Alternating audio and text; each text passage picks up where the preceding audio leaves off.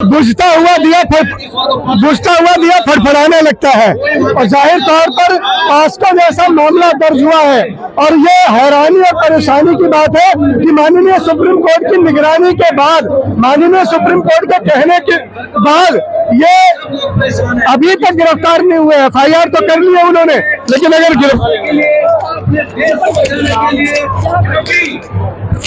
पकड़ तो उन्होंने गिरफ्तारी नहीं की है, ये अपने आप में दुखदाई है, हैरान करने वाली बात है। मैंने इसीलिए लिखा है कि न छप्पन में दम न बुलडोजर में तेल, झुक गई सरकार कौन भेजेगा जेल। इस्तीफा लेकर जाओ, मुझे प्रधानमंत्री बोल रहे तो मैं भी इस्तीफा दे दूंगा। तो प्रधानमंत्री जी इस्तीफा देने से रोक क्यों रहे? क्यों रोक रहे प्रधानमंत्री जी इस्तीफा देने? ब्रिजभूषण ने अपना इस्तीफा लिख रखा है, देने का मन बना रखा है, टाइप करके जेब में रखा है, फिर प्रधानमंत्री जी इस्तीफा देने से क्यों रोक रहे? ये प्रधानमंत्री के ऊपर सवाल है कि अपने एक गुंडे को बचाने के लिए जो इस्तीफा देना भी चाह रहा है उसे क्यों रोके बैठे? इतनी सारी FIR है। मैं कहता हूँ कि क्यों दागदारों के साथ प्रधानमंत्री और बीजेपी का हाथ है, ये खुद ही जब जाहिर हो रहा है। बताना पड़ेगा, जवाब देना पड़ेगा। अपराधी के रूप में नहीं देंगे इस्तीफा, अब वो अपराधी के रूप में इस्तीफा नहीं देंगे, जब तक ये चीजें चलेंगी तब तक नहीं देंगे। ये तो अपराध करने से पहले सोचना था, यह अपराधी बनने से, अपराध करने से पहले सोचना था। इज्जत का काम करते, शान का काम करते तो सम्मान मिलता। आज FIR दर्ज हुई, आप आरोपी हो, अपराधी तो आपको अदालत बनाएगी, अभी से अपराधी क्यों मान रहे हो? अभी तो आरोप ही लगा है ना, अपने आप को पहले से अपराधी क्यों कह रहे हो? अच्छा, सवाल ये भी उठ रहा है कि पहले ये लोग धरने पर बैठे थे तो किसी और के लिए बैठे थे, अब ये खुद के लिए बोल रहे हैं कि हमारे साथ ऐसा हुआ है, ऐसा क्यों? देखिए, कानून में कौन कब अपने किस चीज को बता पाएगा, कब उसे लगता है कि मुझे अपनी बात कहनी चाहिए, कब न्याय के मंदिर में न्याय मांगना चाहिए, ऐसी समय सीमा तो कहीं लिखी नहीं है कि आज न्याय मांगोगे तो न्याय नहीं मिलेगा, कल मांग लेना था, परसों मांग लेना था। कानून ने अधिकार इन्हें दिया है, कानून के अधिकार का उपयोग कर रहे हैं और जब न्याय के मंदिर में फैसला जाएगा, हो सकता है ब्रिजभूषण जी ने कुछ ना किया, हो सकता है वो बरी हो गए, बहुत सारे केस में वो बरी हो गए, बहुत सारी चीजों में बरी हो गए। ब्रिजभूषण जी कहते हैं कांग्रेस का हाथ है इसके पीछे। ब्रिजभूषण के पीछे किसका हाथ है? इसके पीछे तो कांग्रेस का हाथ मान लिया, लेकिन जो इन बेटियों पर जुल्म हुआ है उसके पीछे किसका हाथ है? जिनके पीछे बेटियों को सताने का हाथ है, उन हाथों को हथकड़ी लगनी चाहिए, उन हाथों को सीखना। इसको समझते ना, जानते होंगे बढ़िया से, ठीक ना? रात 2 बजे आसाराम बापू को इसी पास्को में रात 2 बजे उठा लिया गया था, जबकि 0 नंबर की FIR थी। यहाँ पर नामजद FIR है। संतों को तो आप शिक्षों में उठा के डाल दोगे, गुंडों को उठाने में आपके हाथ पैर और हथकड़ी क्यों कांपती है? ऐसी हथकड़ियाँ क्यों ढीली पड़ जाती है? सवाल का जवाब पूरा ले लो ना। कह रहे हैं कि पंचायत जो गांव की पंचायत है, गांव में पहुंचेगा ये आंदोलन, पंचायत में बैठेगी, क्या होने वाला है? जाहिर तौर पर देखिए, जब कोई खिलाड़ी गांव से निकलता है तो पूरे गांव के लोग पहलवान बनाते हैं। एक खिलाड़ी के बस का, एक माँ बाप के बस का नहीं उसे पहलवान बना देना। कोई अपने घर से दूध लेके आता है, कोई अपने घर से बादाम लेके आता है, कोई अनाज लेके आता है और पूरे गांव का वो खिलाड़ी बन जाता है, पूरे गांव का वो लाडला हो जाता है। फिर गांव से निकल के वो शहर का लाडला होता है, फिर देश का लाडला हो जाता है। आज वो तिरंगे का लाडला यहाँ बैठा हुआ है। आज तिरंगे के लाडले, तिरंगे का मान देने वाले आंखों में आंसू लिए बैठे, ये पूरे देश को शर्मसार करता है। और क्यों नहीं, मैं तो कहता हूँ संविधान से ऊपर कौन है? जब देश संविधान के छाते में चल रहा है तो बीजेपी वाले 2 संविधान से देश चलाएंगे क्या? अपने वालों को छेड़ेंगे नहीं, गैरों को छोड़ेंगे नहीं। ये एक देश एक विधान एक संविधान करने वाली बीजेपी अब फूल दल वालों के लिए अलग संविधान, अलग विधान, अलग कानून, अलग हथकड़ी, अलग जेल, अलग शिक्षा। क्यों भैया? सुप्रीम कोर्ट के कहने के बाद FIR दर्ज की जाती है और कोई कार्रवाई हुई भी नहीं है, लग रहा है कि न्याय मिल पाएगा। जाहिर तौर पर न्याय के मंदिर में न्याय का देवता बहुत सशक्त है।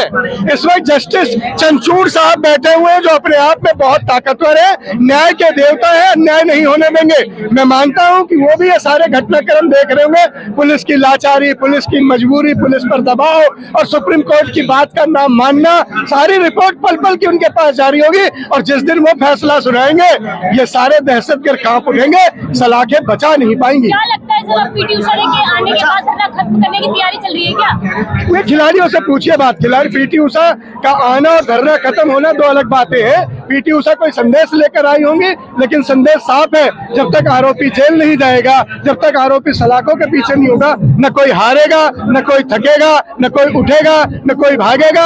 आज तो 36 गांव के 360 गांव के लोग आए हैं, कल यहाँ समूह दिखेगा। आज यूनिवर्सिटी में भी धरना हो रहा है, छात्र भी आगे, किसान भी साथ आगे, जवान भी आगे, हम जैसे लोग भी साथ खड़े हैं जिनमें बहुत दम नहीं है, लेकिन हम अपनी आवाज तो दे ही सकते हैं इनके साथ। अच्छा, ब्रजभूषण सिंह ने एक और आरोप लगाया है कि अगर जो ये पहलवान है, इन लोगों के साथ अगर शोषण हुआ है तो ये 12 साल से हो रहा है ना, तो 12 साल पहले भी आवाज उठाना चाहिए। आप हो सकता है ब्रजभूषण के वकील हो, लेकिन आप बातें नहीं समझते, आप पत्रकार कम है। वकालत ब्रजभूषण के हक की ज्यादा करने आए यहाँ।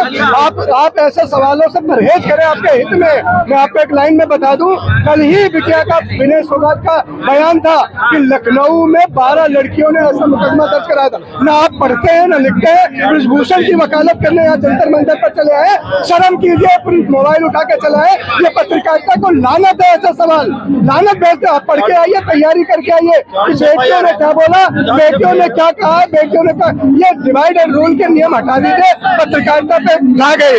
कहा जा रहा है, ब्रजभूषण शरण सिंह कह रहे हैं कि अगर ये पहलवान प्रेशर डालेंगे उससे न्याय नहीं होगा, ना न्याय अपने अकॉर्डिंग करेगा। उनका भरोसा है कि उनको सही न्याय मिलेगा। गुड़िया एक बात सुनो, 7 दिन के धरने के बाद ही तो FIR हुई है।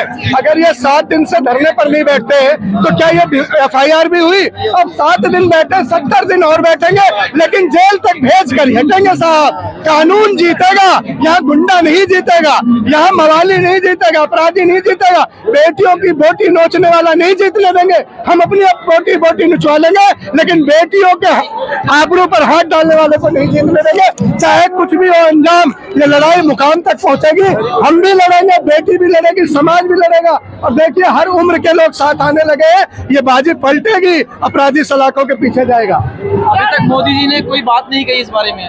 मोदी जी तो मन की मार करने में बिजी है साहब। 100 मन की मार कर चुके हैं। कभी दीदी ओ दीदी बोलते हैं, कभी बेटी बचाओ बेटी पढ़ाओ बोलते हैं। मोदी जी जहां मोर के दाने चुनाते हो, 56 इंच का सीना दिखाते हो, अगर 6 इंच की एक रुमाल का टुकड़ा लेके आते और इन बेटियों के आंखों का आंसू पोंछ देते और बताते एक अकेला सब पर भारी, बिटिया तुम्हें रोने नहीं दूंगा, तुम्हारा बाप बैठा है, तुम्हारा प्रधानमंत्री बैठा है, तुम्हारा नेता बैठा है, तो पूरा हिंदुस्तान आप पर गर्व करता।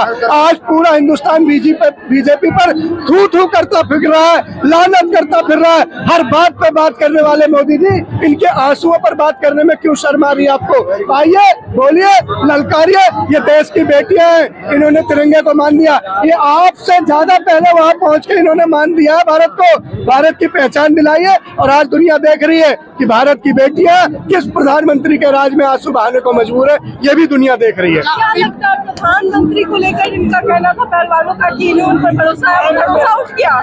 ये पहलवान बताएंगे भरोसा उठ गया या नहीं उठ गया। मैं तो इतना ही बोलूंगा, अगर किसी आदमी पर पास्को की भी धारा लगी है और वो गिरफ्तार नहीं उठ रहा, तो जाहिर तौर पर वो अपने आप को कानून से ऊपर मानता है, पुलिस से ऊपर मानता है, संविधान से ऊपर मानता है, और किसी न किसी तरह वो सरकार से भी ऊपर खुद को मानता है कि 24 का कैलकुलेशन चल रहा है। तुम मुझे गिरफ्तार कराओगे, मैं तुम्हें लोकसभा हरवा दूंगा, मैं सरकार गिरा दूंगा। दबाव सरकार पर है, पहलवानों पर नहीं है। तो खुले आसमान में बैठे, ये धरती को चूम कर ये अखाड़े में उतरते हैं, ये धरती को चूम कर जंतर मंतर पे बैठे। इन धरती माँ ने कभी पहलवानों को हारने नहीं दिया। ये धरती माँ इनकी लाज रखेगी, ये फिर जीत कर उठेंगे। ऐसा धोबी पछाड़ मारेंगे पहलवान कि वो ब्रजभूषण हो या कोई और भूषण, सबका आभूषण यहाँ बिखर जाएंगे। रातों को लाइट काट दी जा रही है, खाने पीने में दिक्कत हो रही है, बारिश लगातार हो रही है, मॉनसून चल रहा है, तो किस तरीके से इतनी दिक्कत में भी लगता है कि ये आगे बढ़ पाएगा? संघर्ष जितना कठिन होता है, सफलता उतनी स्वाददार होती है। पहलवान अपोनेंट जितना भारी होता है, जीतने में उतनी खुशी होती है। ये बादल भी परीक्षा ले रहे, ये धरती भी परीक्षा ले रहे, ये नेता भी परीक्षा ले रहे, पुलिस भी परीक्षा ले रही है, लेकिन रिजल्ट लिखेगा सुप्रीम कोर्ट। और सुप्रीम कोर्ट से जिस दिन रिजल्ट आएगा, डिस्टिंक्शन में पास होंगे हमारे पहलवान, 75% से ऊपर नंबर आएंगे, उस दिन जय जयकार होगा। यहाँ लड्डुओं से तोला जाएगा इन पहलवानों को, उस दिन को मैं देख रहा हूँ।